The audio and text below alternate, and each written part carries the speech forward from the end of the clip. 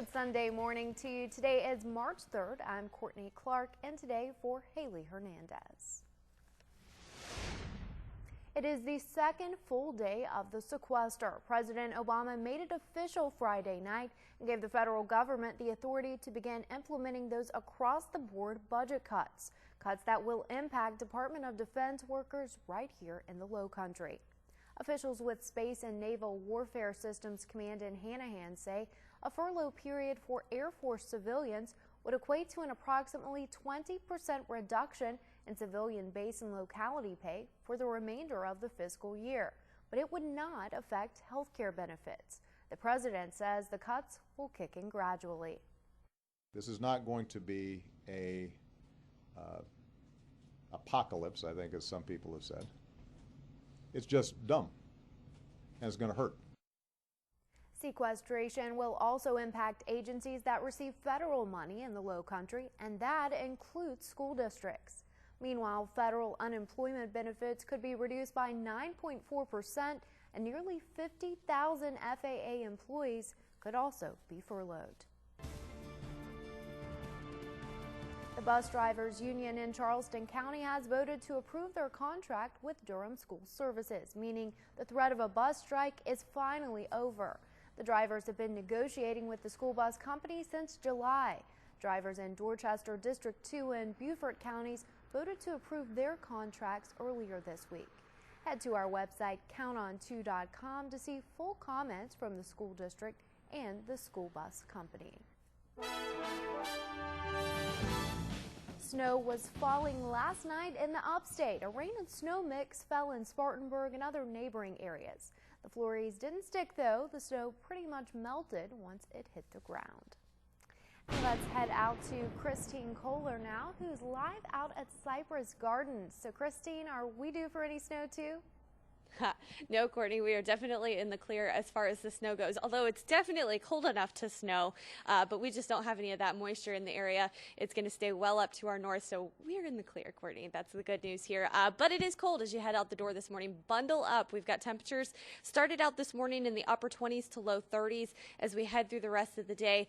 Not going to be terribly warm either. We're looking right around those highs that we had yesterday into the low 50s. So let's go ahead and check in with your Storm Team 2, Titan HD. Take a look outside. And it's nice and quiet out there this morning. We don't have any sort of showers on the radar this morning. In fact, the cloud cover actually looking pretty good. Lots of sunshine there. 40 right now at downtown in Goose Creek, 39 on James Island. It's 38 into Orangeburg, 39 in Mount Pleasant, 41 in North Charleston. So not bad out there this morning. We're starting to warm up just a little bit as we head through the rest of the day. Again, we are going to only see highs top out in the low 50s despite all the sunshine that we're expecting through the day. And you can count on those winds again, those biting winds that we had yesterday that helped it kind of feel a little bit cooler. Those are going to stick around again today out of the west, about 10 to 15 miles per hour. But the good news is there's relief in sight. There's a little bit of spring weather on the way as we head into the work week. I'll tell you when you can expect that to arrive here in the Lowcountry coming up in your full Storm Team 2 forecast. Courtney?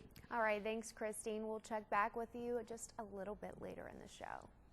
Sounds good. And right now they are demolishing an area where a man disappeared on Thursday when a sinkhole opened under his bed. Demolition was scheduled for this morning and it's in full swing. Authorities say the ground is so unstable that it's too dangerous to look for Jeffrey Bush's body.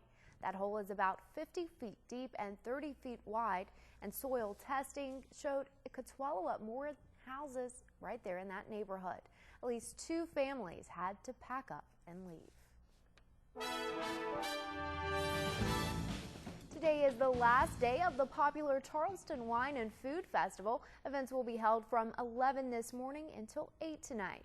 As you can see, the festival was in full swing on Saturday night at the Culinary Village in Marion Square, where tents are set up for everything from food tastings to cooking demonstrations. There are 2 grand tasting tents with more than 85 vendors. Plus, a new event was held on Saturday, the Waffle House Smackdown. That's where participants attempted to recreate food from the popular restaurant. And remember the new slackline park we told you about yesterday morning? Well, here it is. The James Island County Park unveiled that new slackline park yesterday. Slacklining requires the participant to balance his or her way across the rope. This popular sport helps improve core strength, balance, and reaction time. With a mush and a few dozen barks, the 2013 Alaskan Iditarod got underway Saturday in Anchorage, Alaska. Honorary musher position #1 in honor of Jan Newton, the sled being driven by Noah Pereira, winner of the 2013 Junior Iditarod.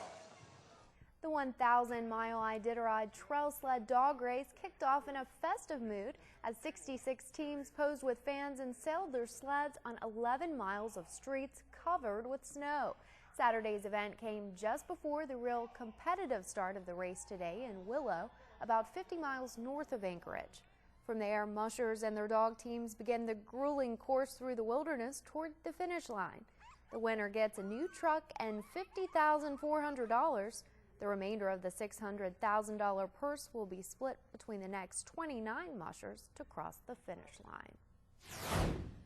U.S. Secretary of State John Kerry pushed Egypt to get its economy back on track. During meetings Saturday with Egypt's opposition and business leaders, Kerry talked about the need for the government to strike a loan deal with the International Monetary Fund. Demonstrators set fire to pictures of Kerry outside the foreign ministry, accusing Kerry of supporting the Muslim Brotherhood.